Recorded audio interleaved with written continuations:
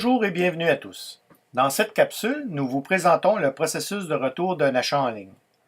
Tout d'abord, pour prendre connaissance de notre politique de retour, veuillez cliquer sur Livraison et retour au bas de la page. Maintenant, débutons notre exemple. Pour débuter, j'accède à mon compte en cliquant au haut de la page la mention Mon compte inscription. Une fois connecté, j'accède directement à mon tableau de bord. Je peux sélectionner la commande à retourner de deux manières.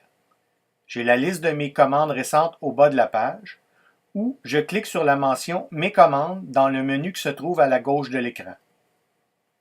Une fois la commande retracée, je clique sur la mention Afficher. Au bas de la page, je clique sur la case Retourner des articles. J'indique le ou les items que je veux retourner en sélectionnant la quantité. Je choisis la raison du retour dans cet exemple. Je sélectionne Pointure. Ensuite, je sélectionne le type d'action que je désire. Dans ce cas-ci, je sélectionne l'option Remboursement. Vous pouvez ajouter d'autres informations pertinentes dans la case Commentaires. Si vous n'avez pas de commentaire à ajouter, tout simplement mettre un caractère dans la case, car ce champ doit obligatoirement avoir des données.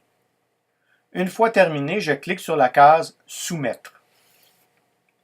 La demande sera automatiquement transmise à notre service à la clientèle. Lorsque le service à la clientèle aura traité votre demande, vous recevrez par courriel un numéro d'autorisation ainsi qu'une feuille à coller sur l'envoi avec l'adresse de retour.